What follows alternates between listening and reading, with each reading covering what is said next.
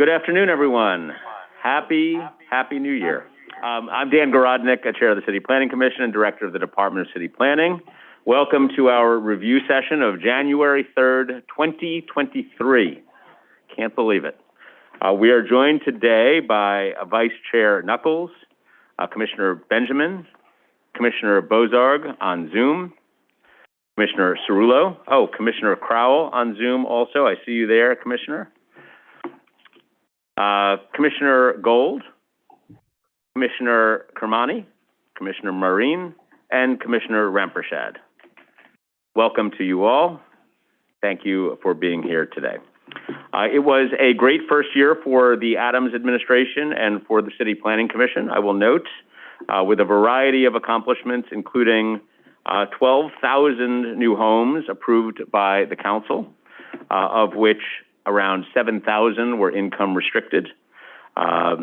These projects, in addition to all the other units that are being built as of right, will help us tackle our housing crisis, and I certainly feel like this commission should feel quite proud of those accomplishments in 2022. On top of that, the mayor made major announcements in December to plan for a brighter future for New York City.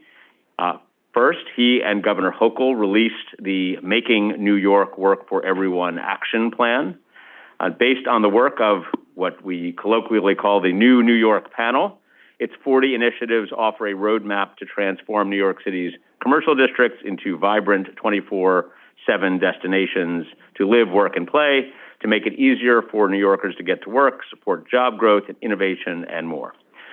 Mayor Adams, as well as our partners in Congress, also kicked off a landmark community-driven study to reimagine the Cross Bronx Expressway, which has long had a harmful effect on the borough's residents. And it's time for us to step up and find ways to create a healthier, cleaner, and safer Bronx.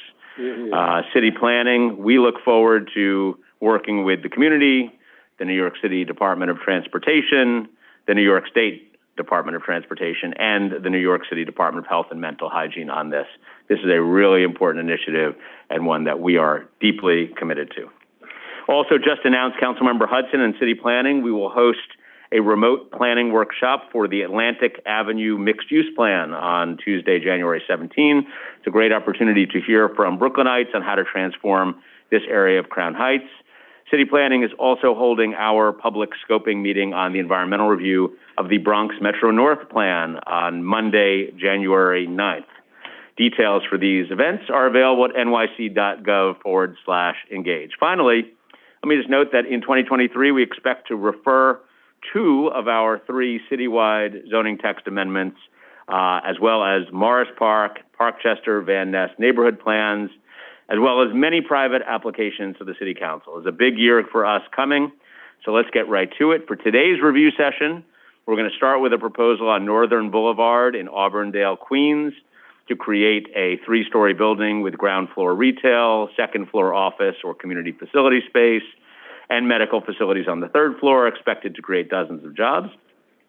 Staying in Queens, the Commission will learn about a proposal to demap a portion of 43rd Avenue between 222nd and 223rd Streets in Bayside. This change is needed to legalize an existing retaining wall near a 2-family home to clear violations from the Department of Buildings and make the wall viable for repairs and alterations. Also today, I have asked Laura Smith, our Director of Transportation Policy and Analytics, to make a presentation to the Commission.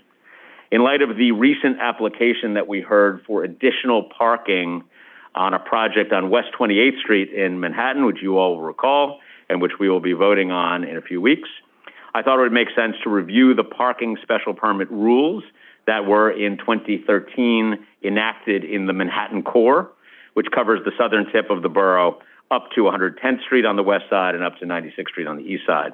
I expect that this will help inform our review of the 28th Street project and others that are sure to come. Laura will review the overall downward trend in the number of off-street spaces in the Manhattan core, down 11% since 2013. And she will touch on city planning's goals of enhancing overall mobility and reducing vehicle dependency within and outside the core. This talk is all happening ahead of tomorrow's hearing on the NYPD's Manhattan South Traffic Enforcement Unit. So lots related to cars and car-related rules this week here at the City Planning Commission. Also tomorrow, we will have a hearing on a 100% affordable building proposed to have 205 units at 521 East Tremont Avenue in Bathgate in the Bronx. So, lots to do. Glad we're all back together. Ryan, as always, thank you for everything, and I'm going to turn to you to get us started for the day. Certainly. So welcome. Happy New Year. This is the review session for the New York City Planning Commission for January 3rd, 2023. The time is 1:08 p.m. and a quorum is present in the hearing room at 120 Broadway. The first item on our agenda is a certification of a zoning map amendment in Queens Community District 11, and our presenter is Scott Solomon. Good morning, Scott. Sorry, you can move on to the next slide. Thank you. So, Prince Street 606 LLC seeking approval of a zoning map amendment to establish a C23 commercial overlay on a R32 zoning district to facilitate a 30,000 square foot building consisting of a medical office, ground floor retail, and potential daycare center at 18910 Northern Boulevard in the Auburndale neighborhood of Queens Community District 11. The applicant is a local medical provider looking to expand the footprint in Northeast Queens, and they have partnered with a local developer. Next slide. The project area fronts the south side of Northern Boulevard between 189th Street and 192nd Street. The surrounding area is characterized with retail uses along Northern Boulevard, with low-density residential uses to the north and south. This portion of Northern Boulevard is an established commercial corridor, but the entire block frontage is only zoned for residential uses. It has been zoned R32 since 1961, and even during a 2010 city-sponsored rezoning, the project area had retained this residential zoning in contrast to the overwhelming built character. Outside of the map above, but just to the east, across 192nd Street, begins a C22 commercial overlay that extends for another nearly 2 miles eastward. So this is an established commercial corridor. Next slide. The aerial photo above, it's rotated, so we're looking south now. We can view the existing buildings a little closer. We're looking to the south side of Northern Boulevard. All the uses here are subject to BSA variances or special permits. To the far right, lots 8 and 10, the corner of 189th Street is a restaurant with surface parking. Then the development site, lot 11, highlighted in red, it's a vacant lot. Then there's lot 12, a surface parking lot that serves lot 27, the corner lot to the far left. Then lot 22 is an auto supplies and repair facility. And that corner lot, 27, includes medical offices, 2 furniture stores, and a cell phone retail store. All the legal non-conforming uses in the project area, again, are operating pursuant to previous BSA approvals and extensions. All these have received support from Community Board 11 when all these BSA applications came back for either extensions or renewals. Next slide. Following our photos of existing conditions, development site, photo 1, it's currently vacant. Photo 2 on the right, we're looking east, development site to the right. We're on the north side of Northern Boulevard to the left, where there's additional non-conforming commercial uses. Next slide. Photo 3, this is a photo of a as-of-right medical building, slightly out of date. It is operating, it's constructed. Alrighty, this is, again, indicative of the area where we're seeing a lot of medical uses being located alongside Northern Boulevard, where community facility uses are allowed, whereas local commercial and retail uses are not. Next slide. This is a view of the project area showing residential. That would be, can you go back one slide? I'm sorry. This is a portion of, on the right here, a single family home that is slightly within the project area.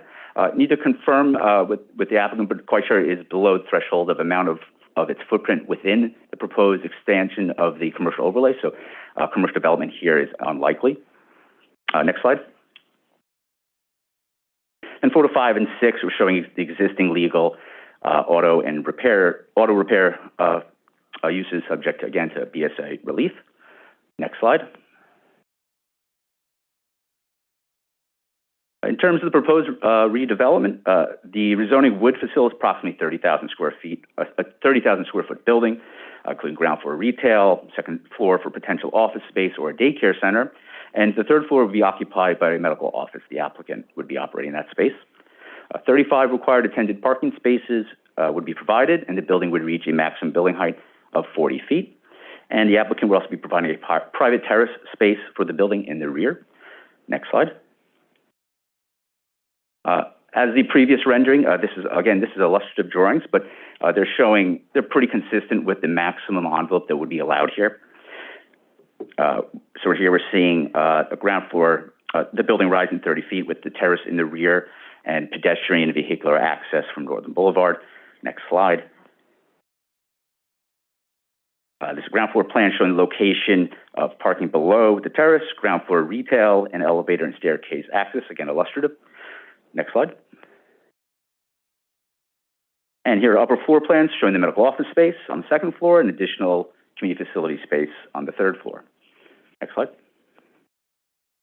And just to correct that, swap that characterization, the medical office on the third floor, as to be determined either office or daycare on the second floor.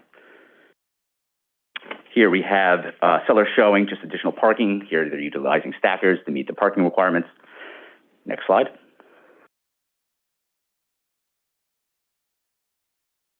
So to facilitate the proposed development and bring the other uses into conformance, the applicant is proposing, again, to establish a C23 commercial overlay on the existing R32 zoning district. Next slide.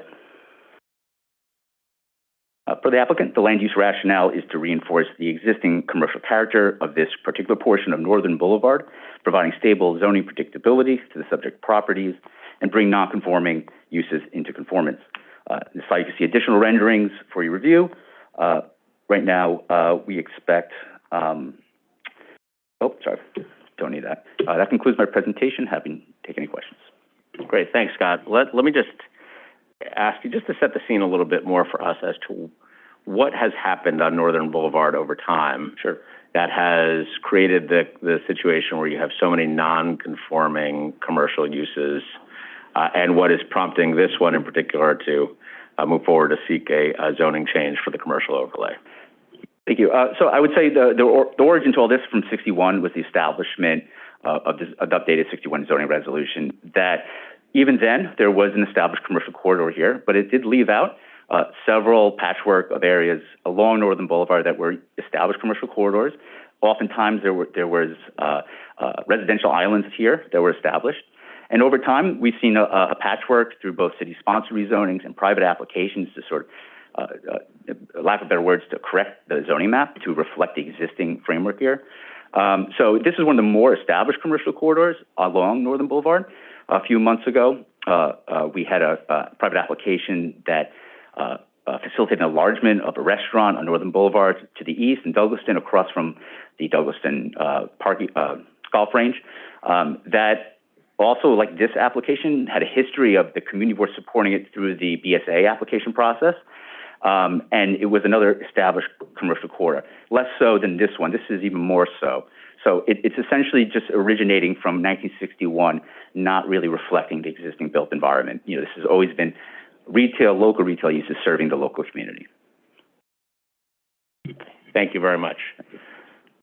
Questions from Commissioner Rempershed? Yeah, just to chime in as well. I was going to ask a similar question as the chair did. I was just curious, is the agency going to take a look at the other blocks moving down? Like across the street, there's still R32, but there is existing commercial. Is that something where the agency can take the initiative here and start looking at it and say, okay, let's put a commercial overlay? I understand there's automotive use there, and I don't know that, I guess that's going to fall under use group 9. I don't know if that's going to be. I think that particular one is the auto seat cover repair type of use that would be allowed in this proposed C2 district. So they would not need to seek future BSA applications. Okay. I was just curious if the agency was looking at that. We certainly inventoried BSA applications for years. Right. That have sort of that demand was created by this outdated zoning. Right. So we're aware of it, but essentially we've been correcting this through the private application process. Okay. Thank you. Commissioner Gold.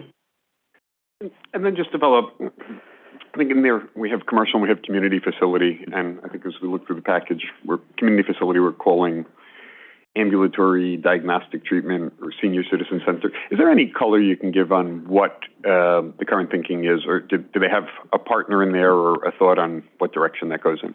As far as the uses of the floor? The community side, yeah. Yeah, well, originally the idea was that there's a demand in this area for daycare facilities, and that's something they would like to see. It's still sort of to be determined based on the market right now, but it's the type of use they're looking for. It could be an office, it could be a commercial office space, it could be a lawyer's office, it could be a school, like a daycare facility. But that's a use they ideally would like to see there.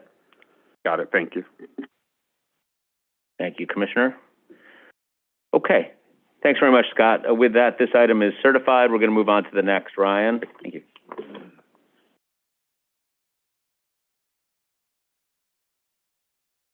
The second item on our agenda is a certification of a city map amendment in Queens Community District 10. Our presenter is Stephen Leonard. Morning, Commissioners. My name is Stephen Leonard. I'm the Director of the Technical Review Division. We typically review zoning actions that come before the Commission, but I'm here today to fill in for Phil Montgomery, our Chief Engineer, who left the agency in November. So next slide, please. This is an application by Anthony Lim, owner of the property at 22208 43rd Avenue, for an amendment to the city map to eliminate, discontinue, and close, or DMAP, a small portion of 43rd Avenue between 222nd and 223rd Streets in the Bayside neighborhood of Queens Community District 11.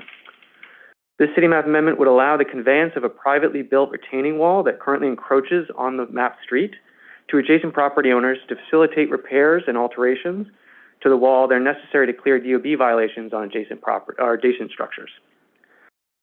Next slide, please. Project area is located in the Bayside neighborhood of northeastern Queens. It's 1 block south of the Port Washington line LIR tracks, 1 block north of Northern Boulevard, and 1 block west of the Clearview Park. I'm sorry, not the Clearview, but the Cross Island Parkway. The area is characterized by 1 to 3 story single and 2-family homes with commercial uses located along Northern Boulevard to the south that include hotels, office uses, and local retail. The area is generally mapped with low-density residential districts, including R2A, R3X, and R32. These districts generally produce single and 2-family detached and semi-detached homes and low-scale attached homes. And Northern Boulevard is zoned R6B with a C22 overlay. The R6B generally produces 4 to 5 story multifamily home housing with ground floor retail and permits commercial uses up to 2.0 FAR. Next slide, please. So zooming in on the project area itself, this slide shows 43rd Avenue between 222nd and 223rd Streets. The applicant's property is outlined in the purple dashed line, and the existing street line, which is the boundary between the public street and the private property adjacent, is in the yellow solid line. The proposal would map a new street line shown in the blue and green dashed line, and the area between the yellow and blue and green lines would be removed from the public street. This area contains a retaining wall that supports the applicant's property and that property to the east, and this wall is currently encroaching on the mapped street. 43rd Avenue in this area is 80 feet wide with a carriageway between 30 and 40 feet wide, including 2-way traffic, 2 parking lanes, and sidewalks on both sides of the street.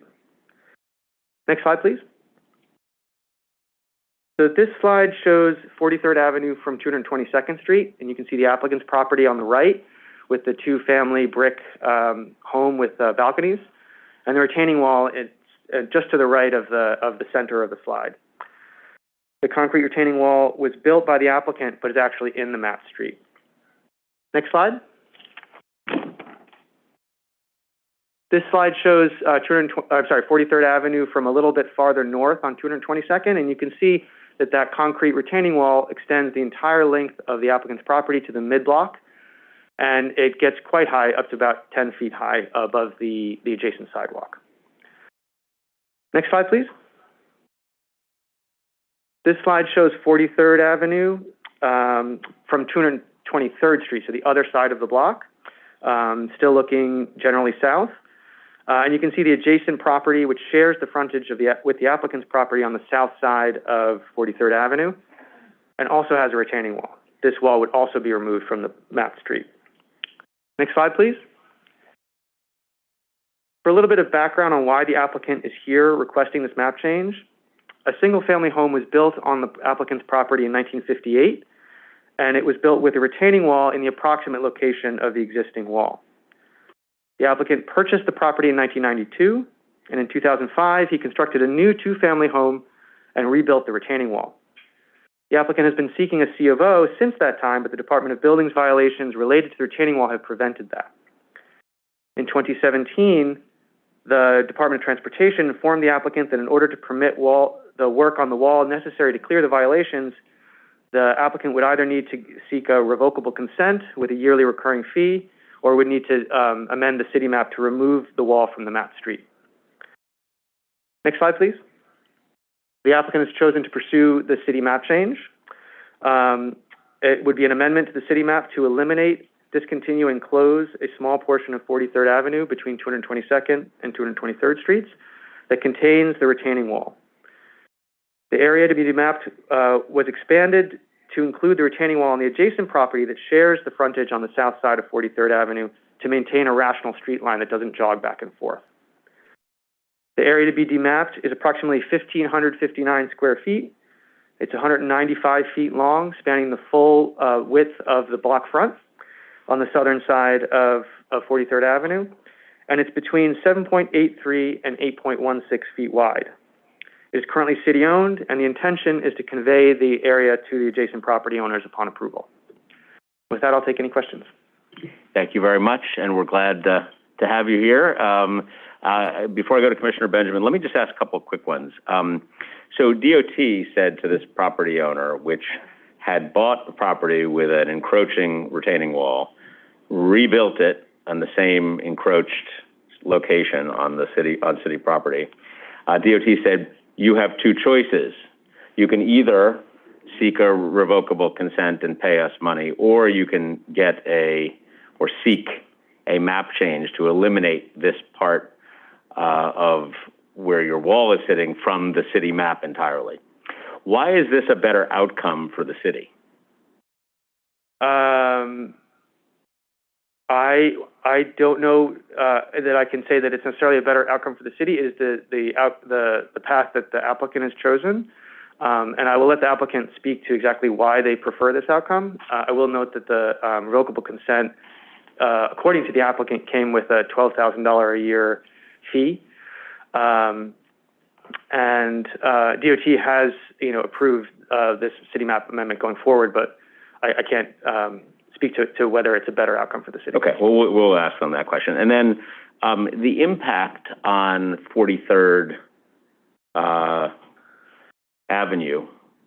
So the blocks immediately to the east and the west will keep their same mapped boundary of the street.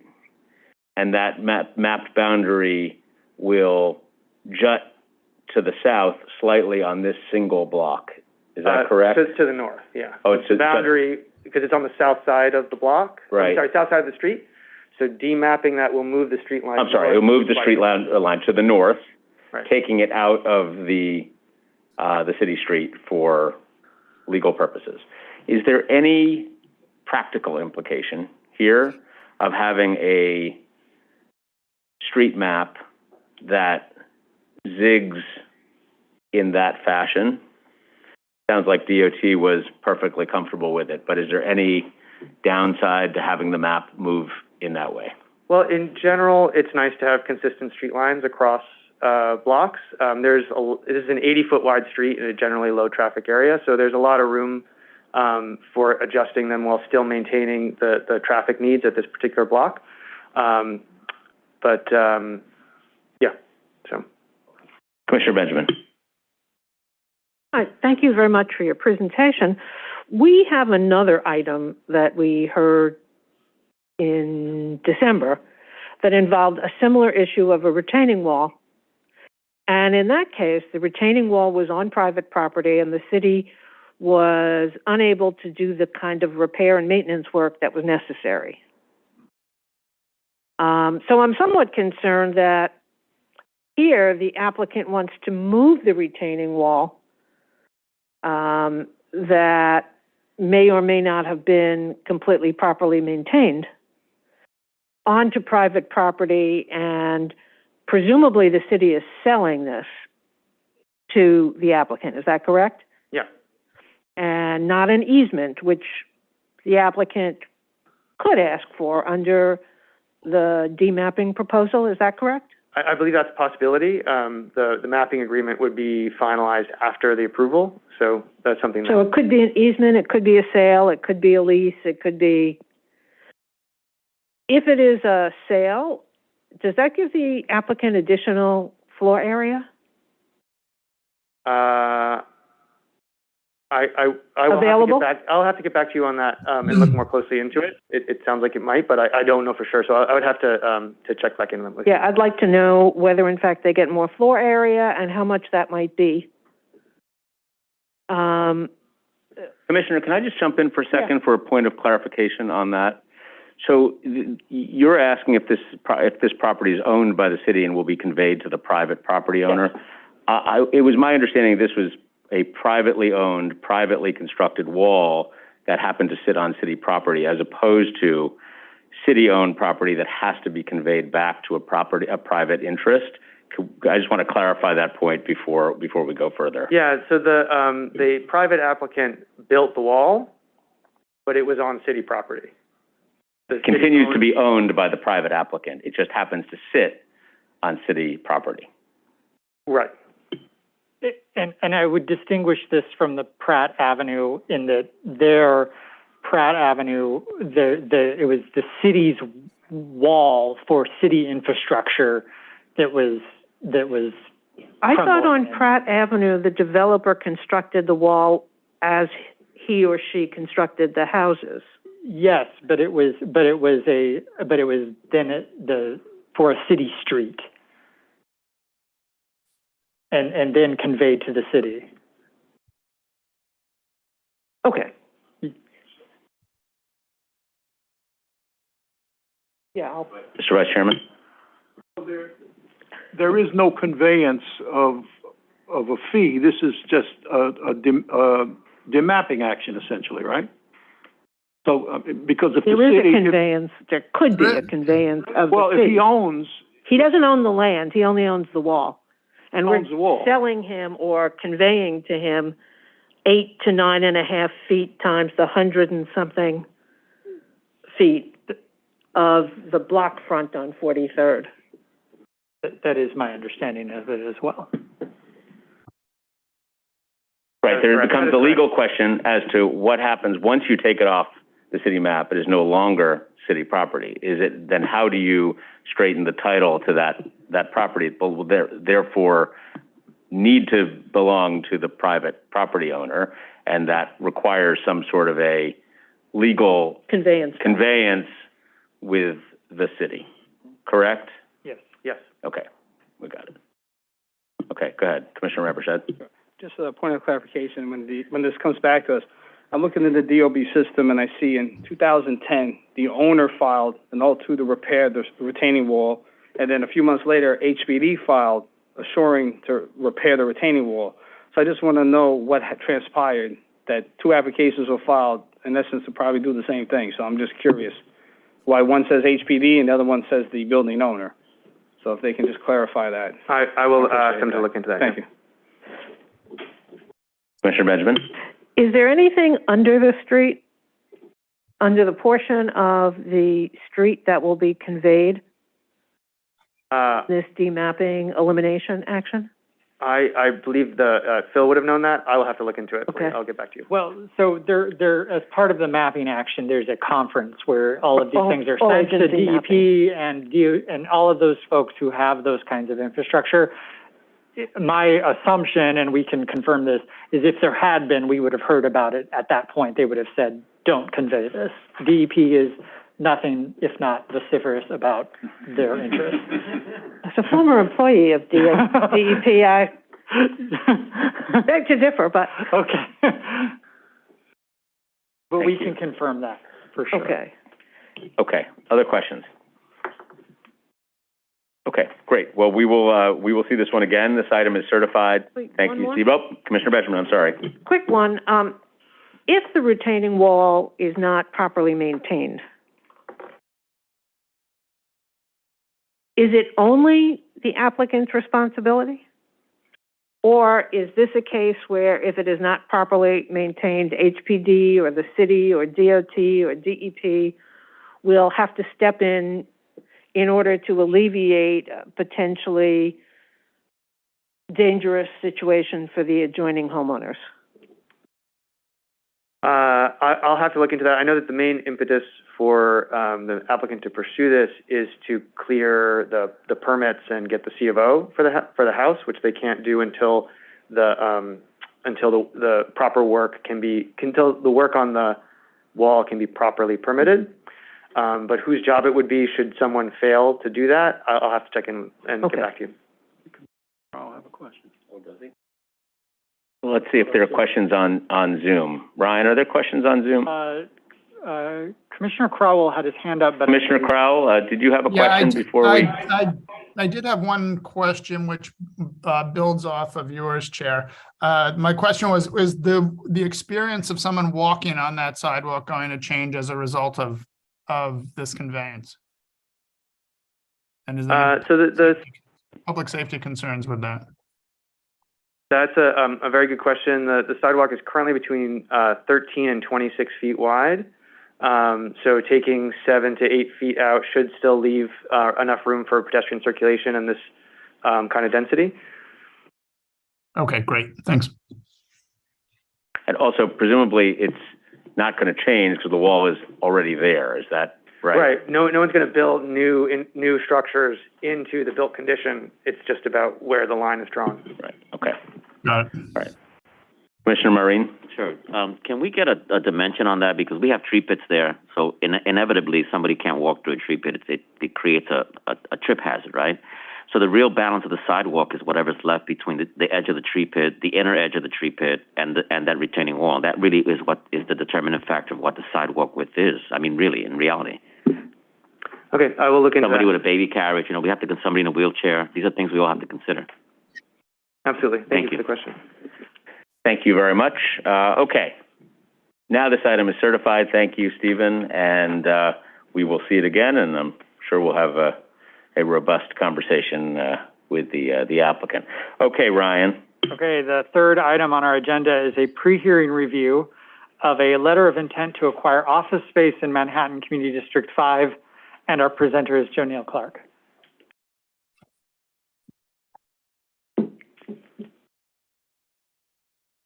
Hello. Hello.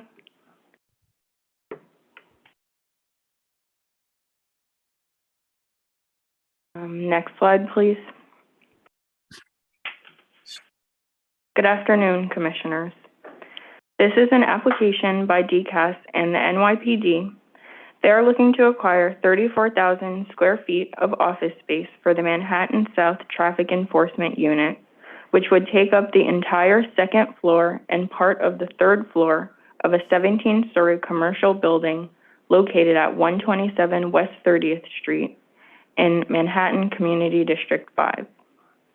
Next slide, please. The site is outlined in a green dashed line on the map and is located in an M16 district with frontage on both 30th and 31st Street, which are both narrow and one-way. While the building's main entrance is located on 31st Street, the NYPD will have a dedicated entrance on 30th Street and occupy the space where the Blink Fitness Gym is currently located. The NYPD's proposed lease term is 20 years. The surrounding area includes a mixture of office, retail, hotels, and light industrial uses. The Special Midtown District is just to the north across 31st Street. Also currently located on this block is the NYPD's Manhattan Citywide Traffic Task Force at 138 West 30th Street, which is in blue on the map directly across from the proposed project site. That unit is responsible for enforcing misdemeanors such as suspended license and reckless driving. Next slide, please. The Manhattan South Traffic Enforcement Unit is responsible for enforcing laws and regulations related to the movement and parking of vehicles from 34th Street to Houston Street, from the Hudson River to the East River. They were formerly headquartered at 260 11th Avenue, but that lease expired in 2020, which resulted in the dispersal of personnel to 2 facilities.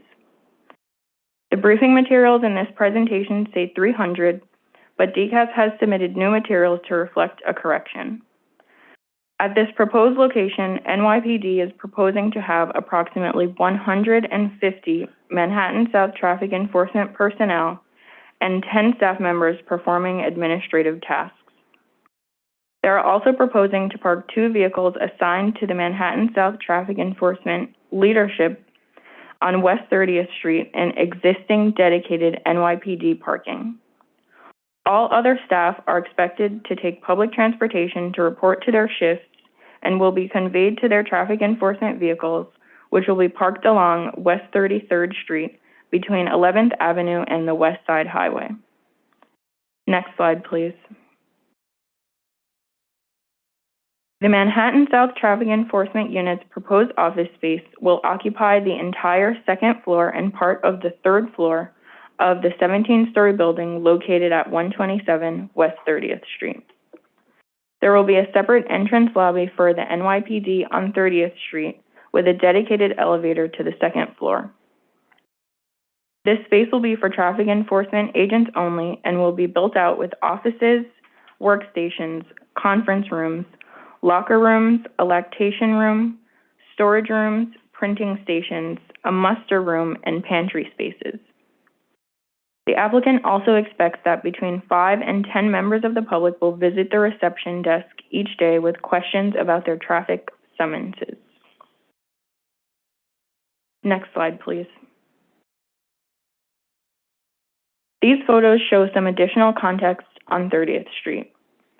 There are 2 hotels on the block, including the Kimpton Hotel and the Marriott Courtyard. On the left is the State DMV Express, and on the right is the Through Block Pops, which is adjacent to the Kimpton Hotel. Next slide, please. On the left here is a synagogue, which is located directly across from the proposed NYPD traffic unit.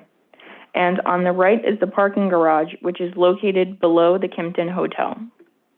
The existing NYPD Traffic Task Force building is located across from the Marriott. Next slide, please.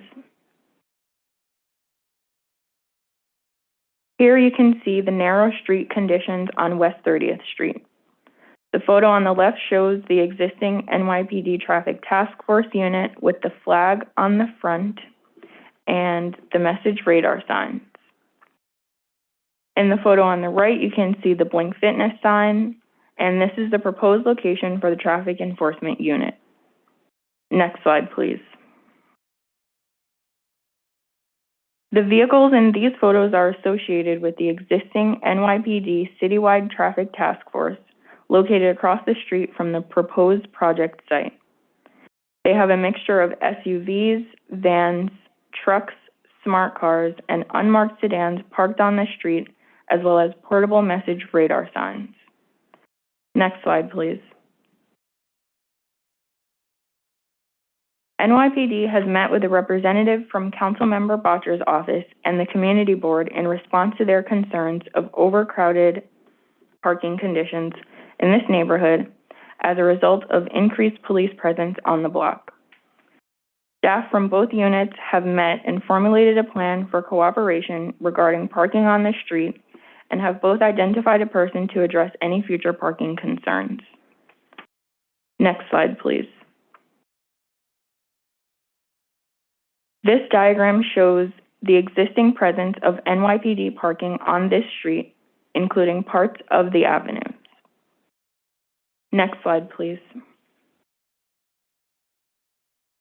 The Community Board 5 Land Use, Housing, and Zoning Committee met on December 21st to discuss the project. At that meeting, they voted to approve the project, and the full Community Board 5 will discuss and vote on January 12th, 2023. In summary, the NYPD and DCAS are looking to acquire 34,000 square feet of office space for the Manhattan South Traffic Enforcement Unit, which would occupy the second floor and part of the third floor of a 17-story commercial building located at 127 West 30th Street in Manhattan Community District 5. That concludes my presentation, and I'm happy to take any questions. Great, thank you very much. Just to make sure that I have the facts. So today, the citywide traffic task force is on the block, and they have 83 vehicles that are parked there. Is that correct? Yes. And Manhattan South, if it were to move to this 34,000 square feet of office space in the Blink building, or the entrance which says Blink, would add 2 additional vehicles only to the block. Is that right? Yes. And there would be 20 additional vehicles that would be located somewhere near the West Side Highway. Yes. Where is that exactly?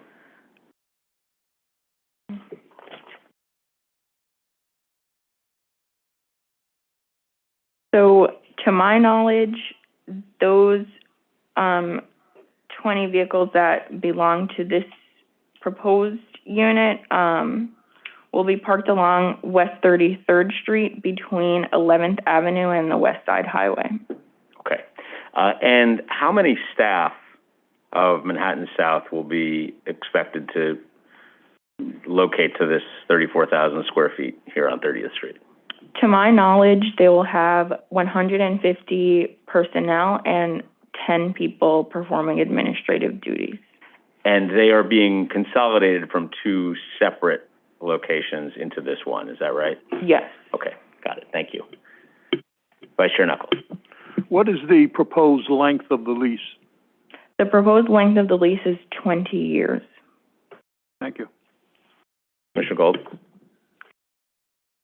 Just to follow up a little bit, so we're consolidating 2 spaces that are temporary. The space before that, though, which I think you said was at 11th, although I know they had one at 330 West 34th, which might be the same building. I'm not sure it's in the same area. How large was that, the space that we're, officially replacing?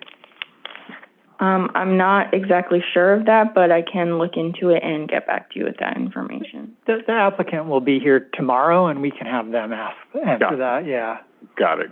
And then just one more, so just to go over, I know the write-up, the brief said 300 people, but it's 150, is it, at the end? So if we can, and maybe it's for the applicant, just to bridge through, was it 270, as I think this said, at the old location? Are we just bringing 150? Or, and there may be another piece in there, because I think we've got a lot less traffic agents in the city right now than we did 2 years ago. So that may be a piece of it, but would be curious, maybe the applicant can help us just understand that if we don't know. Right, I can ask the applicant to clarify that as well. Thank you. Thank you, Commissioner. Okay, well, thank you very much. We appreciate all of that, and we will. I'm sorry. There's a question on Zoom. Oh, I'm sorry. Commissioner Bozorg. No worries. Thank you. I think a question for the applicant. I know that the briefing material said that the staff are expected to take public transportation to the site and then use their NYPD vehicles once they get to the site. I'm wondering if the applicant tomorrow can speak a little bit to how they actually enforce that and if that's really realistic. I know it sounds like there was a meeting to hear about the concerns related to kind of overcrowding of NYPD vehicles, but I think that also includes private vehicles that are often driven to sites, and then they use their placards for parking on the street. So it'd be great to just hear a little bit about how they actually, if that is something they enforce, or if it's just in there as like staff are expected to take public transportation, or if that's something that they require. I can ask them to clarify that as well. Thank you, Commissioner. Thank you. Other questions on Zoom? Okay. All right. With that, thanks again. We will pick this one up tomorrow at our public hearing, and let us move on to the next item on our list, Ryan. Okay. The 4th item on our agenda is a pre-hearing review of a zoning map and zoning text amendment in the Bronx Community District 6. Making his first presentation to the Commission is Cameron Burrows.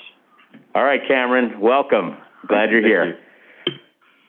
Okay, good afternoon, Commissioners. This is a pre-hearing for the 521 East Tremont Avenue rezoning in the East Tremont neighborhood, the Bronx, Community Board District 6, certified on September 19th, 2022.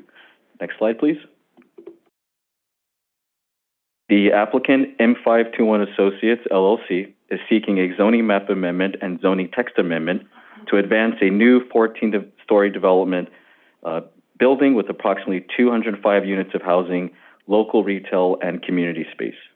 Next slide, please.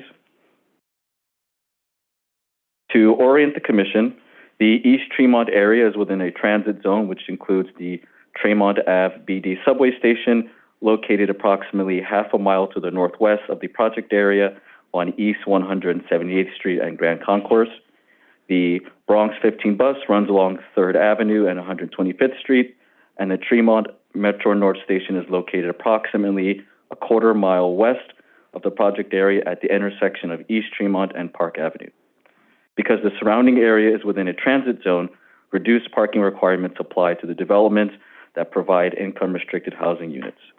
There are also several local and regional roadways, such as the Cross Bronx Expressway, East Fordham Road, and Webster Avenue. Next, please. This area is characterized by a mix of land uses, including 1- and 2-family residential buildings, multi-family elevator and walk-up buildings, mixed-use commercial and residential uses, commercial and office uses, industrial manufacturing, transportation and utilities, community facility buildings, parking facilities, open space and outdoor recreation, and vacant land. The area has special mixed-use zoning districts of varying densities, including C4, 5X, R6A, R71, M14, R7A, and M14, R7X. The project area is currently zoned C4, 5X, R6A, and M14, R7A, and it is located in an inclusionary housing designated area. Next slide, please. The proposed project area outlined by the dashed black boundary is comprised of lots 43, 46, 47, 48, 72, 77, 80, 84, and portions of 50 and 67 on block 3043, which is generally bounded by East 178th Street to the north and Bathgate Avenue to the west, East Tremont Avenue to the south, and 3rd Avenue to the east. The proposed development site consists of lots 46, 72, 77, and 80 on block 3043, an irregularly shaped parcel with through and corner lot portions. It has a total lot area of 24,834 square feet, and the proposed development site has approximately 133 feet of frontage on East Tremont Avenue and approximately 24 feet on frontage on Bathgate Avenue and approximately 175 feet of frontage on 3rd Avenue. Current uses on the lots that comprise the development site are vacant lots, an unenclosed parking area, commercial parking lot, a 3-story commercial and community facility building with an unenclosed parking lot, and a 1-story commercial building. Next, please. As a reminder for the Commission, these are photos of the project area showing the current conditions. Next, please. The proposed development consists of a new 14-story mixed-use residential and commercial building with approximately 179,000 square feet of floor area, including approximately 155,000 square feet of residential floor area, 13,000 square feet of commercial space, 11,000 square feet of community facility space, and 14 at-grade parking spaces. The proposed development would have a proposed floor area ratio of 7.19. The cellar would be comprised of accessory residential space, including an exercise room, bicycle storage, tenant storage, laundry, and super social service offices. The ground floor will consist of residential, commercial, and community facility space and will contain the residential and community facility lobbies. Parking for 14 vehicles would also be provided on grade accessible from Bathgate Avenue. The second floor would be devoted to residential and community facility space, comprised of a reading room and computer room and community room. Floors 3 through 14 will consist of residential space exclusively, and other amenities include 4 outdoor terraces that will provide recreational space on the 13th and 14th floors. There will be a total of 205 dwelling units in the building, including 1 supers unit. And it's important to mention that the proposed community facility tenant would be Community Healthcare Network, a current tenant within the building located on Lot 77, who wishes to establish a modern health center to enable them to expand their services and include offerings that they cannot currently provide to the Bronx community. Next, please. To accomplish this, the applicant is requesting a zoning map amendment to rezone from the existing C4-5X zoning district to C4-4D contextual district. Next, please. The C4-4D contextual district is a regional commercial district that allows a wide range of uses. Similar districts are mapped in the hub in the South Bronx and along Fordham Road. It is a contextual district that requires that buildings line up to the street and has a height limit of 145 feet or 14 stories. Next. Coterminous to the zoning map amendment, the applicant is proposing to modify Appendix F of the zoning resolution to establish an MIH area over Block 3043. Next. As of November of 2022, both the community board and the borough president have submitted a favorable letter of recommendation, with the community board voting favorably with conditions. Next.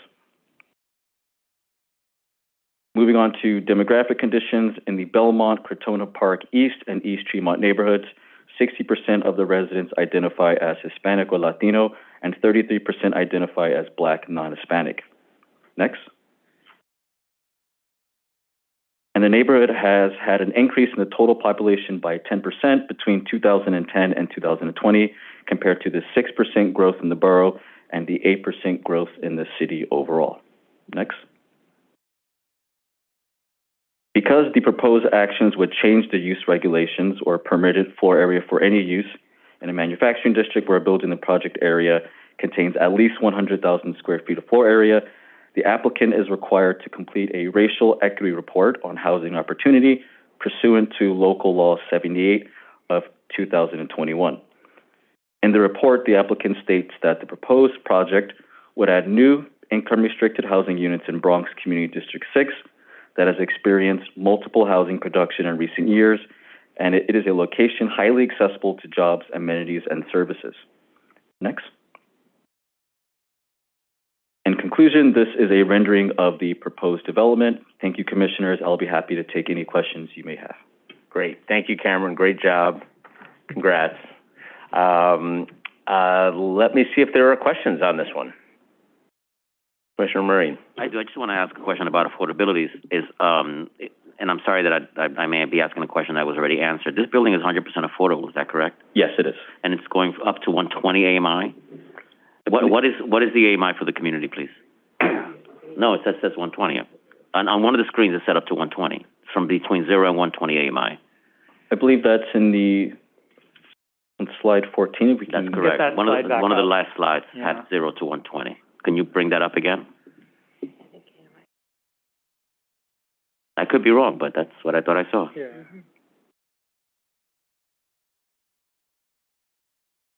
It's slide 14. Yeah, it's getting up. They're getting it up. There we go. It's right up in. Well, It says it right there. Estimated monthly rent for just the rent for affordable for one. I got it. Yeah. Excuse me. The income. That's the sort of sample. But if you see, I understand. yeah, there's no units at that level. Understood. Yeah. It was a glimpse and Yeah. I just want to make sure. We are working on making these as clear as possible, so it's good feedback for us. And too. it's going to be 100% affordable in perpetuity, or is there a percentage that's going to be in perpetuity and the other percentage considered for putting it back into affordable in X number of years? Well, I know 100% of the units will be income restricted, and there's a certain percentage of units that will be permanently affordable. That's correct. I don't have the exact number right now, but the applicant can say the exact number. Yeah, if they can elaborate on that, that would really be helpful. And the number of years for the duration of the regulatory agreement would be helpful as well. Okay. Great. Thank you, Commissioner. Thank you. Commissioner Kamani. Hi, thanks for the presentation. You do a great job. Thank you. think also, and this has come up in other affordable development proposals that we've seen before, if we could get an idea of how many 1, 2, 3 bedrooms, the unit sizes, that would be helpful as well. I don't have the exact breakdown of how many units there are, but the applicant can see the whole. Thank you. Thank you, Commissioner. Other questions? Okay, great. Thank you, Cameron. Congrats. Nice work. We will pick this one up tomorrow at the public hearing. And Ryan, let's talk about some future votes. Sure. For consideration on January 4th, staff have prepared a report for the Manhattan CB2 office space. This is at 3 Washington Square Village. Ariel B. is here to discuss. Ariel? Get that present. Good afternoon, Commissioners. We would like to offer DCP staff support for office space acquisition at 3 Washington Square Village for Manhattan Community Board 2, or CB2. CB2 reviews land use and zoning matters in Community District 2 and has had its office at the location since 1990. The office space is appropriately sized, centrally located within Community District 2, and is well served by public transportation. The proposed acquisition would allow CB2 to continue performing its duties at the location, and the department recommends that the Commission votes in favor of the application. Thank you. Great. Thank you, Ariel. Terrific. Thank you. Also for consideration on Wednesday are 593 Foster Road, 5522 Amboy Road, and 24 Cooper Place. All of these are certifications pursuant to this special South Richmond District. Staff believe that they meet the findings and are recommending approval. Scheduled for a vote at a special meeting on January 17th, 2023 is 213-227 West 28th Street. We have Laura Smith, who is the Director of Policy and Analytics in our Transportation Division, here to discuss the state of parking policy in the Manhattan core. We also have Connor Clark and Stephen Johnson in the room. They'll be discussing the project specifics. We've got Laura on the Zoom. Yes, thank you, Ryan.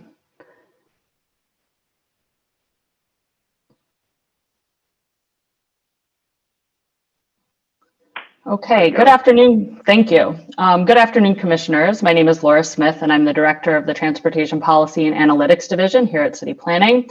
I'm here today to share some of our recent findings on the impact that the Manhattan Core parking special permit regulations have had on the landscape of parking in the Manhattan Core since the special permit regulations were updated in 2013. I know Connors and other colleagues have presented before you many times over the past 10 years on projects that have sought parking above what is allowed as of right in the Manhattan Core. I'm hoping today to provide you with a better sense of the broader environment in which you've been approving special projects. Next slide, please. First, it's important to articulate a broad citywide vision for the future. Knowing well that neighborhoods and needs vary widely across all 5 boroughs, our parking regulations are set in the context of planning goals that seek to make it possible for all New Yorkers to move around safely and efficiently. Our future should include fewer cars with less space dedicated to the movement and storage of vehicles, fewer miles traveled by cars, and overall reduced greenhouse gas emissions. We want to reduce reliance on automobiles and support walkability and travel by sustainable modes. We want to continue to see housing and job growth and reduce the ways that parking inhibits residential and commercial development. We also want to make sure that we're set up to accommodate the electrification of vehicles that are needed by supporting EV chargers in what off-street parking spaces exist and allowing for curbside EV charging. Next slide, please. I'll give you a very high-level overview of how residential parking is regulated across the city before looking more closely at the Manhattan Core. Parking, as you know, is optional in the Manhattan Core and Long Island City, and zoning caps the amount of parking that can be provided as of right. In the Manhattan Core, it's 20% south of 60th Street, roughly, and 35% on the Upper East and Upper West sides. We have seen a long-term reduction in the supply of off-street parking has gotten redeveloped. But we also know that car ownership rates, particularly in the Manhattan Core, may be somewhat sort of agnostic to parking availability, because residents who own cars in these areas tend to be higher income and also willing to pay higher prices to park their car off-street. As a result, car ownership is largely disaggregated from car use or car need. The transit zone geography in light purple here on this map was mapped in 2016 as part of zoning for quality and affordability. These areas are parts of the city where transit may serve commuting and other purposes. Parking presently is required for market rate housing, but not for affordable housing. And we see generous waivers available for sites that develop, that generate fewer units or are on small sites. Density and development costs disincentivize the provision of parking. And car ownership may be higher in these geographies among all populations relative to the Manhattan core, but especially for those for whom the cost of a car is less than the cost of frequent, lengthy, or indirect public transportation travel. And then finally, we have the rest of our city. This is, the geographies outside the transit zone. We have mostly lower density zoning, fewer waivers available. These are largely areas of the city that are lacking in frequent high-speed transit, and residents tend to live a more auto-oriented lifestyle than we see closer into the core. Next slide, please. So looking at Manhattan, the Manhattan core parking since 2013, with a parking cap in place and an ability to exceed the as-of-right allowance only by special permit, we wanted to see what the effects of the Manhattan core special permit regulations have been since 2013. The results have been in line with what we've been hoping. As Dan introduced at the beginning of this session, we've seen an 11% reduction in the overall supply of parking across the Manhattan core geography. We've seen a 13% reduction in the number of off-street parking spaces in Manhattan south of 60th Street, and a 5% reduction on the Upper West and Upper East sides since the Manhattan core special permits were updated in 2013. At the same time, the number of occupied housing units grew in these areas. Next slide, please. The cap on the as-of-right parking allowance has been effective, though most of the squeeze on the total supply of parking can be attributed to the roughly 75% of new residential developments in the Manhattan core geography that provided no parking whatsoever. Moreover, despite the issuance of 19 special permits since 2013 to allow parking above the as-of-right cap, the total amount of parking built relative to the total housing units built in each subsection of the Manhattan core, so boards 1 through 6 and boards 7 and 8, have fallen well below their as-of-right allowance. Between 2013 and 2021, in Manhattan CD 1 through 6, we've seen 293 total residential developments constructed. 220 of those out of 293 provided no parking at all. 18 provided parking above the as-of-right allowance, so these were projects that came before you at the commission over the past 10 years. And the total amount of parking provided for all of the developments, including those that provided parking as of right and parking by special permit, was generated at a rate of about 16%. So to remind you, the as of right allowance for all developments in the Manhattan core boards 1 through 6 is 20%, and we saw a parking generation rate of 16% through the construction of developments that provided no parking, construction of residential developments that provided up to their as of right, and the construction of developments that have passed before you through special permit to exceed their as of right allowance. In Manhattan's in Manhattan's Community District 7 and 8, we've seen 75 total residential developments built over the past roughly 10 years. 58 provided no parking, 1 provided parking above the as of right allowance by special permit, and the total parking in this geography was generated at a rate of 22% compared to the 35% that's allowed in this geography as of right. Next slide, please. Of course, all of this as of right development and the off-street parking supply is also happening in a context of a changing landscape of on-street parking. The on-street parking supply is also shrinking as a substantial number of parking spaces have been repurposed for other uses, including but not limited to the expansion of bike lanes, bus lanes, city bike docking stations, sidewalk build-outs, establishment of plazas, of course, open restaurants, loading zones, and other things that we broadly support. Next slide, please. There are a number of things happening in the Manhattan core since 2013 that influence the overall parking discussion. The shrinking supply of parking, coupled with the growth in housing and jobs over the same period, comes alongside increases in transit ridership into and throughout the central business district and the reduction of automobile entries as a share of total trips into the CBD. We also, of course, have congestion pricing on the horizon and expect to see resulting changes in the demand for parking as a result of that. Yet, despite an acknowledgement that the Manhattan Core special permit regulations have largely been successful in reducing the supply of off-street parking, we recognize some lingering challenges with the existing policy. We know that the provision of any parking often feels at odds with broader goals. Curb cuts may be placed in areas that are suboptimal given pedestrian loads and adjacent activities, including proximity to transit hubs. We also think of off-street parking generally as contributing to the neighborhood supply, but recognize that many of the garages you see and approve feel like they're catering specifically to the residents of new developments only, in contrast to most off-street parking in Manhattan that operates publicly and is thus available for residents not living in the same building to use the parking. Next slide, please. So with this said, we want to reiterate our goals across the city for increased safety, reduced reliance on automobiles, and putting people before cars, and make sure that our parking policy in the Manhattan Core and beyond does not undermine these goals. We have a number of initiatives designed to support our vision for a safer and less auto-oriented future, including proposed changes we are exploring as part of the City of Yes initiatives, moves to reduce automobile storage, dependency, and car use outside the Manhattan Core, and initiatives within Department of City Planning and its sister agencies that will continue to reimagine the public realm in ways that support people and not just cars. We want to conclude with the recognition that parking plays an important role in New York City, but that there are tangible things we believe parking should and should not do for our communities. We do believe that parking should support the shift from internal combustion engines to electric vehicles by making available things like EV charging stations. We believe parking should be priced where possible to support efficient allocation, and parking should not be free.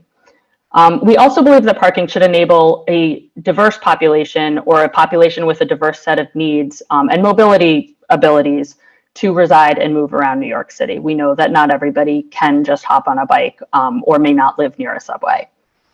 But we also believe that parking should not be doing a lot of things. Parking absolutely should not stand in the way of housing production or job growth. Parking should never incentivize car use over other options. Parking should not have negative effects on the streetscape or pedestrian safety. Parking should not prevent repurposing of the curb for other uses that we'd like to see, including restaurants, bike storage, more public plazas, et cetera. And parking should not impede opportunities to re-envision street use and public space. We want to encourage and facilitate development without parking, but we know that parking alone does not determine dependence on or preference for a car. So we seek to plan our neighborhoods in ways that make it easier to live and get around without a car. I look forward to continued conversations with my colleagues, with communities, and with you all as we plan for a safer and more sustainable future of New York City. Thank you, commissioners. I'm happy to take any questions. Great. Thank you very much, Laura. You know, this is really helpful to see the effect of the 2013 regulations on how people are using parking as part of their new developments. And it looks very clear that it has successfully limited the amount of parking that is being proposed in the core Manhattan areas. As you noted, in community boards 1 to 6, the as of right is 20%, actual was 16, 7 and 8, as of right was 35%, actual is 22. We're looking at an application on 28th Street, which, and I don't have the number right in front of me, but if memory serves, it was a 43 as of right, and they were asking for about 77.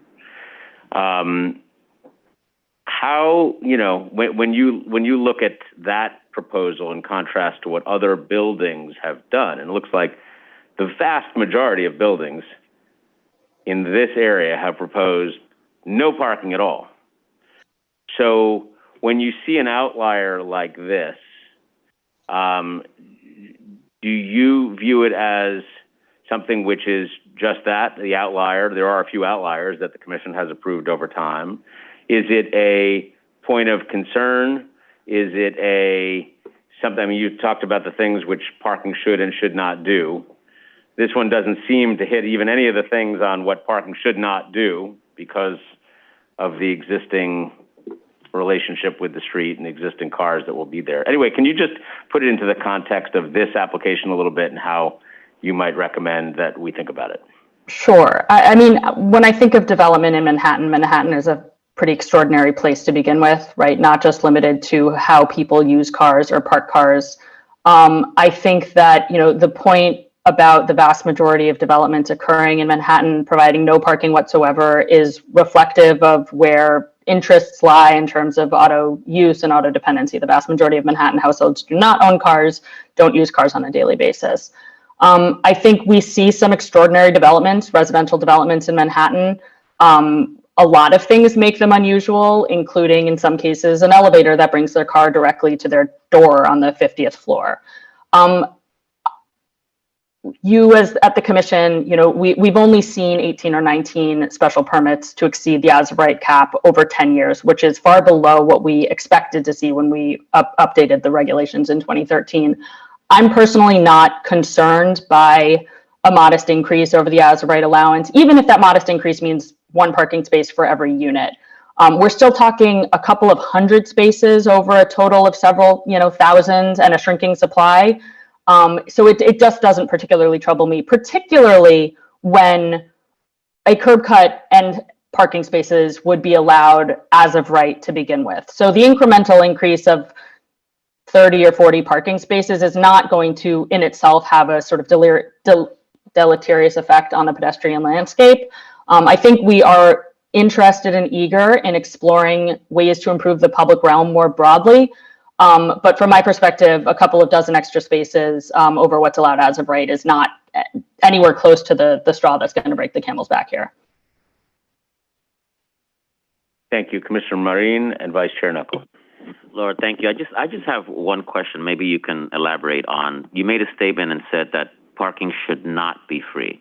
Why would we be concerned whether or not parking is free if a developer is providing it?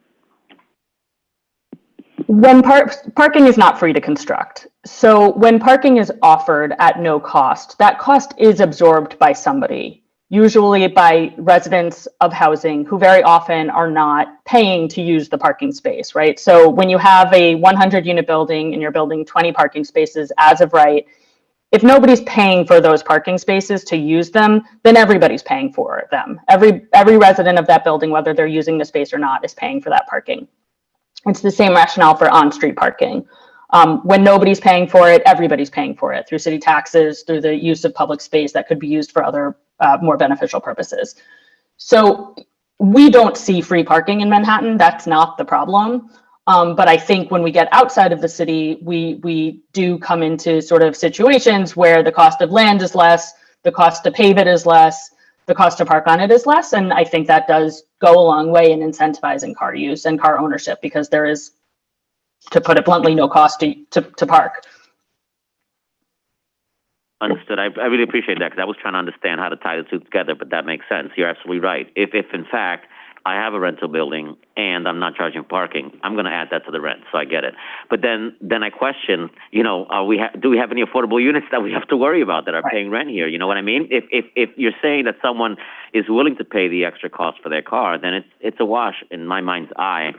But it does present other issues in that then that parking is not available for others if it's going to be dedicated to that building. So I understand that. I just wanted to peel it back and understand why these decisions were being made.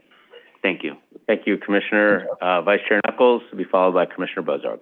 Thank you. I was just curious, in your view, are the economics of land prices and what have you in Manhattan, are they at such a level now that it is really not feasible for anyone to construct a parking garage? I would say so. I mean, I think that there may be pockets of Manhattan, and I wouldn't be the expert on explaining where those pockets might be, where perhaps one might choose to do that. And certainly if the parking supply is sufficiently shrunk so that the cost of parking or the value of a parking space increases, there may be scenarios where it becomes feasible or desirable. In much of our Manhattan core, you're actually prohibited by zoning from building a freestanding parking garage. So we're not likely to see that happening. But yeah, I mean, when parking spaces are going for 500,000, but the units associated with those parking spaces are going for 3 million, I think, by and large, the market is tipping in favor of residential. And we're seeing that, right? We're seeing that through the redevelopment of freestanding parking garages into residential buildings that provided no parking. Simply because the cost to the residential square footage is more highly valued than the parking square footage. Thank you. Thank you. Commissioner Bozarg? Hey, thanks so much for this presentation, Laura. It's super helpful. I'm curious, I think in the parking should not graphic you showed, there was a piece that said parking should not disincentivize other uses. And I'm just curious if you could reflect on that a little bit in the context of the 28th Street proposal, where we know it's a transit-rich neighborhood. I mean, how is that incentivizing or disincentivizing thought about in a transit-rich neighborhood, and where do you draw that line?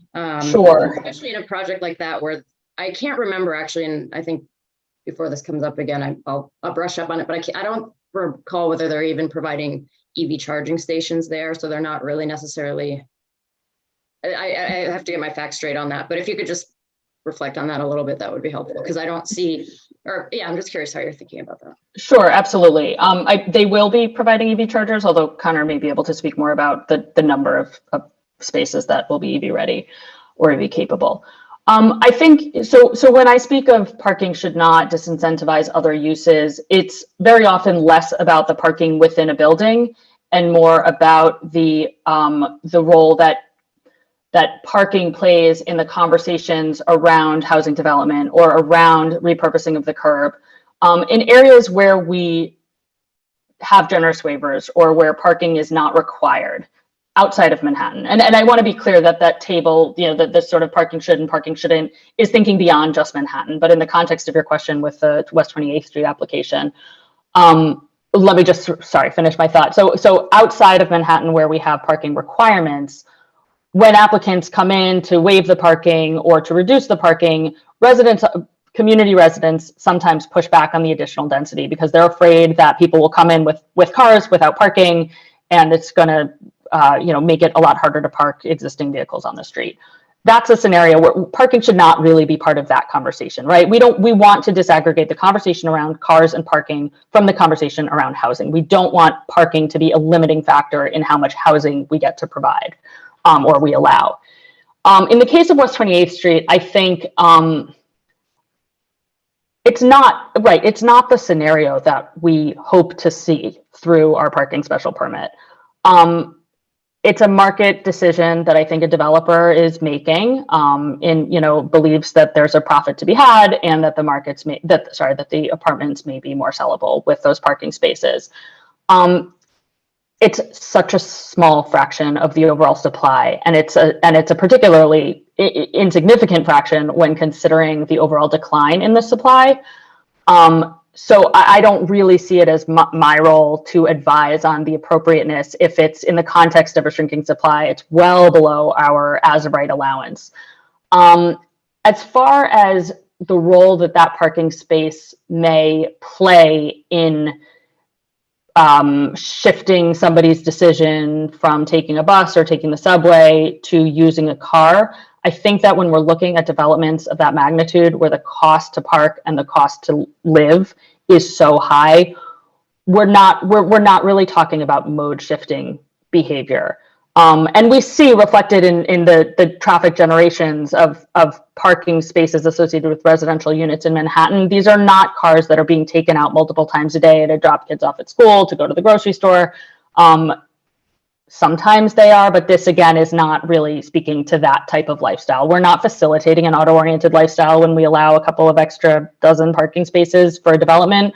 We're making that, not a car-centric lifestyle, but a lifestyle that involves a car to leave the city, to get out on the weekends, achievable for a particularly high-earning household that we, are building housing in some cases to accommodate. I'm not sure if that answered your question, but happy to expand. No, it's helpful to hear. Okay. Thanks. Thank you. Thank you, Commissioner. Commissioner Benjamin. On a philosophical basis, thank you for the presentation first, but on a philosophical basis, from my years working with the public on land use issues, most of the time, the existing community wants more parking, not less parking. And when communities came to us, they frequently wanted to change the parking requirements to increase the requirements, not to decrease. So what are we doing to try and convince the public that their perception of the ease of life is incorrect? Because the public perceives that many times that parking is a limited commodity,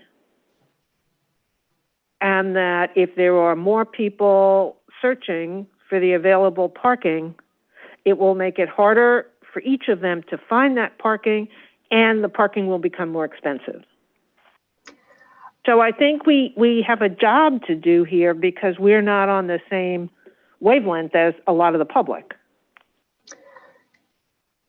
Yes, I don't disagree with the idea that more housing is necessarily going to bring in more cars, and it will be harder to find a free on-street parking space. And this is really a conversation outside of Manhattan, where I think the dynamics are a little trickier, right? Where we do get more community pushback about our parking requirements not being high enough.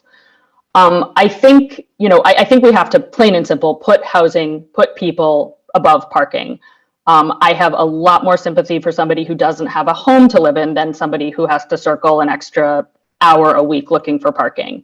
That being said, it's on us, it's on me as a city planner to ensure that we are not making it impossible to live in our neighborhoods where we're adding housing without owning a car, right? We have to invest in public transportation. We have to expand access to bicycles and the safety of using a bicycle. We have to make sure that our buses are accommodating populations. I mean, we also have to make sure that we're bringing in goods and services closer to people and not expecting them to travel great distances, or commute via 3 different public transportation modes to a job that ends up being 2 hours away. So I think that, the perception may not be wrong, that there are people who see themselves as living a car-oriented lifestyle, who don't see themselves as having good options. I think we need to make what options exist better, stronger, more efficient, more appealing. And a point that I made on one of the early slides in this presentation was driving a car should never be the easiest option. It is in most cases, but we can work to make other options easier. It's not about making car use so impossible that we're then just forcing people onto other modes that are also very hard that they've been using a car to avoid. It's about making those other options more accessible, safer, faster, cleaner, cheaper, so that the car becomes less appealing. But also, like I said, just planning, I say it as if it's an easy thing to do. We're spending our careers doing this, but planning complete neighborhoods and making sure that people are living close to goods and services and places that they need to access on a daily basis. I see reducing vehicle miles traveled as a bigger goal of mine in my personal career than reducing car ownership. I think that the number of cars owned is less important from a climate standpoint than the number of vehicle miles traveled on a daily basis. And so whatever we can do to reduce that is, I think, goes a very long way in changing ideas around the sort of essential nature of a car, particularly outside of Manhattan. Thank you. I'm sure we'll have lots more conversations about that. I mean, and I will tell you my particular prejudice. I grew up out near Kennedy Airport. I went to school in Manhattan on 68th Street. It took me 2 hours each way. And when my niece made the same trip, it took her almost 2.5 hours each way. It hasn't gotten better. Right. And despite our desire to have better public transportation, in the outer boroughs, that doesn't really happen. so I think we all have to be cognizant of that. And that's where my basis comes from, in part, is that, yes, when we're talking about Manhattan, there were lots of options, but when you're talking about living out in the boondocks, which was where it was affordable for my parents to live and for us to live, there were fewer good options to a car. Yeah, I completely recognize that. And I think that is something that we're going to have to keep close to our minds when we're talking about parking reform outside of Manhattan. So I appreciate those comments. Thank you. Thank you, Commissioner. Commissioner Kermani. Thank you. And thank you, Laura, so much for your presentation. Super helpful. And your previous comments, Laura, and Commissioner Benjamin, your comments, and I have nothing profound to say or a question, just want to say that it brings up for me the notion of comprehensive city planning and how, we make decisions and things are presented to us, community board by community board by community board, that are bound by boundaries. And yeah, we think about perhaps what the implications of those developments, parking or otherwise, are in a larger context. But it also brings up, how many other students your age were commuting the same way? Are those opportunities seen as, we're not even going to consider that school on 68th Street because it's too far, don't want you to be traveling there, and then what that does in terms of limiting opportunities, not just transportation, education, health accessibility. So it all, for me, also brings up the larger issue of comprehensive city planning, and are we having enough of those conversations? Thank you, Commissioner. Commissioner Gold. Laura, thank you for the presentation. One question. It sounds like, and forgive me if I'm paraphrasing and changing anything you said, it sounds like in the case of the particular application that we're looking at and voting on perhaps later this week, that one is a little bit more of a difficult case because it's so small. But it sounds like it doesn't move the dial one way or the other. But if it were, I guess, and maybe it's an unfair question, if it were a bigger number of parking spots, would that make it an easier one to sort of look at in the broader landscape of how you think about transportation? So in other words, it feels like it's on the bubble, and so that's why, could go either way, if you will, from the department standpoint. Is that fair? Yeah, that is fair. I appreciate that thought. I think that when you get larger facilities, you are more likely to trigger traffic impacts or pedestrian impacts, urban design impacts. And luckily, I think our environmental review process would pick up something of a sort of super inordinate size. I sort of stand by the parking bank methodology of identifying how much capacity there is in a community to accommodate additional parking spaces based on our 20% as of right allowance. There is a hypothetical situation, certainly, particularly as the supply continues to be reduced and you end up with more spaces in the bank than we ever perhaps would have imagined, opening up a potential for some mega garage.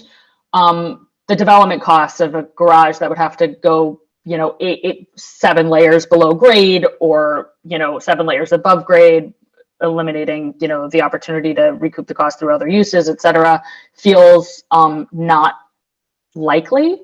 But I would have to think about what sort of, whether there's a chance that we could reach a point in our supply that is so low that we could actually generate a facility of a size that would, I think that we would find unsettling. But I do, it's just so far from where the trend has been, which has been so steadily on the decline, that it's hard to imagine what the market for square footage in Manhattan is, where that becomes the market decision that somebody is making. But I can't predict the future. Yes. Thanks. Thank you, Commissioner. Commissioner Crowell. Thanks very much. This presentation was terrific. I really appreciate it. I was wondering if city planning could put together for us a bit of a compendium of information concerning electric vehicles and the requirements. I'm relatively new to the commission, and it'd be helpful to sort of understand where the regulatory framework is, where it's going. And I see it as, of course, cutting across so many different agencies, not just ours here, of course, but buildings, DEP, DOT. If you have something like that, that would be really helpful. Yeah, I think we will be in a position to have something as we advance some of our thinking around the city of Yes, particularly zoning for carbon neutrality, where we have a lot of moves we're hoping to make to facilitate EV charger adoption across the city. And I just want to say, I sort of mentioned it earlier, but of course, there is no EV charging if we don't have parking spaces to charge them in. Of course. So there's but it's a fine line, right? Between I'm also thinking of EV charging requirements within where there's parking within buildings, and that may be more of the outer boroughs these days. But we had a matter a few weeks ago where it came into question, and I'm just wondering more long term what we need to be thinking about when we do see in-building parking. Absolutely. Thank you.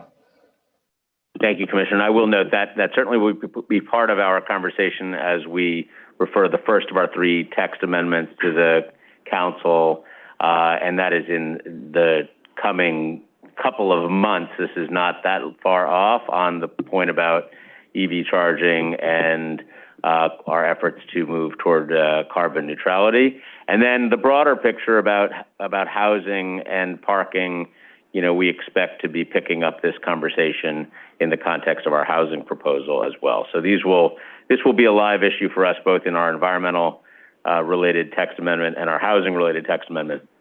But it is a live issue for us on 28th Street as it relates to the special permit that is presently before us for a vote on the 17th. So with that, Laura, thank you very much for your insights and your presentation, as always. And we obviously will we'll follow up if we have any questions between now and the 17th. But thank you for that presentation.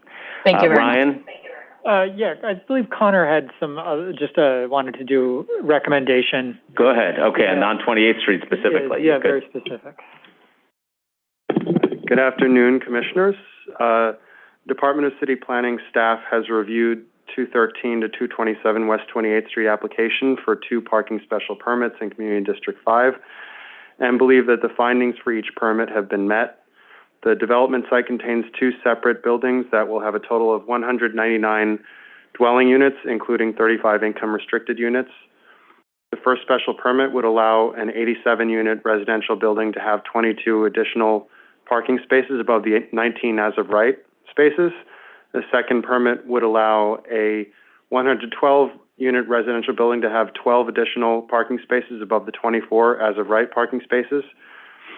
The residential growth parking study found that during the 10-year look-back period in the project study area, there was a net decrease of 55 parking spaces and an increase of 1,843 dwelling units. This gives the proposed project a residential growth parking ratio of negative 3% compared to the permitted as-of-right parking ratio of 20%, which indicates that the increase in parking is reasonable and not excessive. Staff would also like to note that all of the parking spaces in the proposed automated parking facility would be EV capable. 25 of the spaces would be EV ready. Happy to take any questions. The findings for both sections are available if you want to. Thank you. Any questions here? Okay. Commissioner Marin? Connor, when you say that EV ready and the other ones are EV capable, what does that mean? So EV capable means that all the pallets will have a power supply, and EV capable basically, I'm summarizing, EV ready means that they would have everything but a charger. So 25 of the spaces would be EV ready, meaning the power is there, it's ready, there's a plug, it's ready to be hooked up to a charger.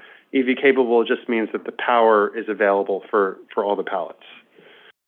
Thank you, because I was going to ask that question. If we're setting up some EV ready spaces, is there a possibility to expand, creating more EV spaces? I think you've answered that question, so thank you. All of them can be made EV ready or fully EV. I can't remember what the term is, but fully ready. Yeah.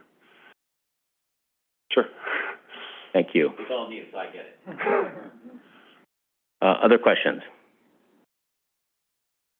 Okay, seems like we may have had our fill of parking for the day. Thank you, Connor. We appreciate it. Ryan, back to you. Okay, so we have also scheduled for a vote on January 18th. It's the Lesbian Hearst Street Archives. It's a landmark designation in Brooklyn Community District 6. There was a packet in your packet over the weekend. We just, for the commissioners who haven't seen these before, typically we give you the package on a landmark designation. If there's any issues, just flag it for us. Otherwise, we'll send a report to the city council stating that there's no issues with land use or future development. Particularly in this case, there are not.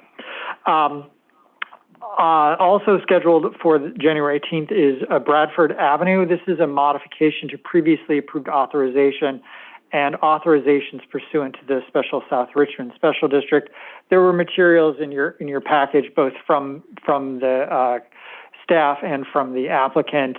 This had previously been considered by the commission. I will say that the department's position is simply that it's been 16 years since it was last considered, and that the addition of another house seems to meet the findings and not interfere with the previous approval. Can Yeah. Ryan, I just want to say, first of all, I want to thank the staff for the follow-up after the last meeting and permitting me to go down memory lane as best as I could.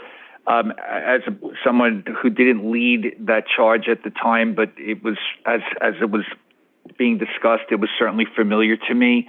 But I want to thank the team for the follow-up and the materials we received, and certainly understand that and accept the recommendation that the findings have been met in this case. But I did want to acknowledge that, so thank you. Thank you. For post-hearing follow-up, we have the Pratt Avenue retaining wall and roadway reconstruction. There was a letter in your package, and Manny Lagares is here to discuss. Good afternoon, Commissioners. Good afternoon, Manny. Thank you. The Department of City Planning recommends approval of the proposed acquisition of portions of two privately owned properties on Block 4922, lots 12 and 15, for use as a permanent easement. This action will facilitate the reconstruction of the Pratt Avenue retaining wall and roadway by allowing access for the construction, maintenance, and inspection of the full length of the new retaining wall. The acquisition also supports capital budget project HWX PRATT for Pratt Avenue retaining wall from Needham Avenue to the dead end of the built portion of Pratt Avenue on the north. The proposal meets the intent of the city's authority to acquire and dispose property through the ULURP process. Thank you. Thank you, Manny. Wait, hang on one sec. We have a question from Vice Chair. Not a question, Chair, but an observation. I did read the letter, Manny, and thank you. But the letter clearly indicates that this problem and the unsafe circumstances of that street were identified in, I believe it was September of 2014. No tangible action was taken until 2018. Right. So the questions that I had and propounded to the staff during our hearing, to my mind, have really not been addressed as to how this condition was allowed to persist for so long. Okay, Ryan, I'll defer to you on the applicant, or understood, Vice Chair. I think this concern has been conveyed to the agencies, and And you're right. And you're right. Yes. You're clearly correct. You are clearly correct about that. Yeah, I know. You're waiting. I'll say it. I'll be the first. Thank you. You are clearly correct about that. Thank you. Yeah. Commissioner Maureen. Chair, thank you. Manny, one of the issues presented, or concerns presented during the discussion of preparing the retaining wall for the street access, was the fact that due to this issue, some of the homes only had TCOs. And my concern was then who was going to go back and get permanent certificate of occupancy for those homes that were affected. We don't know how many homes, which is what I also requested, so we can find out how many homes are affected. Okay. But at the end of the day, what happens is this gets repaired and those homeowners don't have TCOs, don't have permanent COs, and they still have a problem going forward. And so whoever's doing this repair, if it's the city that was responsible, I'm questioning as to who is going to make these homeowners whole. Is it the city? Is it the developer? How are we going to get permanent COs for these homeowners? Okay. And I know you may not have the answer now. I did look into this, and I looked at the CSOs for the line of buildings, and the only one that had a pretty severe violation was the home at the end, where right next to the retaining wall, and the DOB, I think, rightly said that this is a dangerous condition, and and they had the red banner. I'm sure Commissioner Ramprashad can tell me the nature of that. And my sense is, and we'll follow up again with the applicant, but my sense is that once the retaining wall is repaired, which the city will be doing, then they will prompt the property owner and work with them to get those lifted at DOB. Okay, and all those certificates of correction with the administrative enforcement unit cost money. So who are going to be burdened with having to pay these fines or these application fees for homeowners that had no fault in what's going on? Yeah, that's fair. My sense is that the city will do that, but we'll have to follow up on that. If we can get confirmation, we will follow up. Yes, thank you. Certainly. Thank you, Commissioner. Okay, thank you, Manny. Okay, thank you. Okay, post-hearing follow-up. Okay, so 1880 and 1888 Coney Island Avenue rezoning. There was also letters in your package on this, and Lucia Capuccio is here to discuss. Lucia? Good afternoon, Chair Garodnick and Commissioners. Good afternoon. The Department supports the proposed application, which will facilitate the development of 231 units of housing in an area where the underlying zoning currently does not permit residential uses. The zoning map amendment to change a C8-2 zoning district to a C4-5A zoning district with an R7A equivalent would help establish a context that is more appropriate for this major 100-foot wide thoroughfare with access to public transit, allowing new housing, including units permanently income restricted and subject to a lottery, in an area that has seen limited new housing.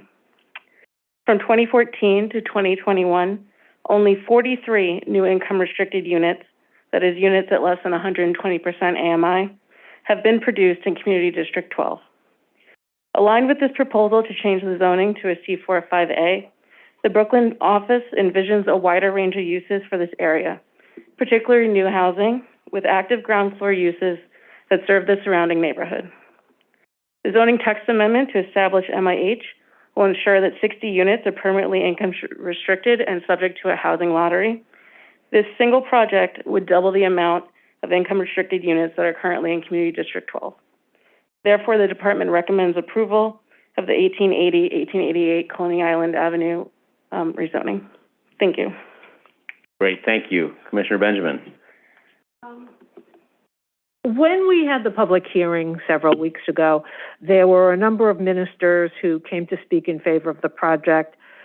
I believe they were all from Coney Island, which is Community Board 13. Yes, that is correct. I do think they had their ministry there. So their constituents would, in fact, not fall within the 50% community preference. Is that correct? That's correct. I can have the applicant team follow up on anything that you may have. But yes, this is for Community District 12. Right. In Midwood, yep. Just that sometimes the church goers don't follow community boundaries. Like people will. That's been my experience, is that people do drive down to their favorite church. They walk, they ride they their walk, bicycle. they drive, yeah. Well, my question was more around the racial equity report also, which says that the community board, the black population is declining in the community board. So even if the constituents of these churches live in Community Board 12 and go to church in Community Board 13, their population is declining. And I just wanted to say that because I know that, I don't know, I'm sure that the ministers very much want to see this housing, but I'm not sure that their constituents are going to be the ones who benefit from this housing. And as I said, I think the council member is working with the applicant, and the applicant has indicated that they are refining the apartment mix to include, for the first time, 3-bedroom units, and to limit more of the studios and the 1-bedrooms, I think in response to the likely clientele who might be in this area. My understanding, yeah. And is that going to be expressed in the application somehow, or is that just the developer saying we're changing the mix? I think they're still having discussions on this. I believe they're still working on the bedroom mix, but yeah, the latest numbers that they may be looking at would be 211 units with 23 bedrooms added, with a reduction in 1-bedrooms and studios. But nothing's finalized yet, and this is obviously a proposed development. So we were going off the numbers that we were given for the certification, and then as this goes to the city council and they work with the council member, we could see changes. But so it's still 231 units as of now. If they went with the 3-bedroom mix, it could be 211 units with 53 income restricted units. Okay. And to your question, that is just at the developers changing the mix. The rezoning doesn't affect. Correct. That was my, in the rezoning, we don't get to decide unit size or any of the things that have been presented, as much as we might like to be little planning munchkins and tell them what we want. But I thank you for the work everybody has done to try and make this project work. Thank you. Thank you, Commissioner. Great. Thank you very much, Lucia. Thank you. Brian, what do we have left, if There's anything? nothing else on our agenda, and that's it for today's review session. Well, that's wonderful. Thank you for everything. Let me note that we'll be back here before long. It is almost 3 p.m. We'll see you all at 10 o'clock tomorrow morning right here for our public hearings and the next stop on the train for the City Planning Commission in 2023. Thank you all. With that, we're adjourned for the day. We'll see you tomorrow morning.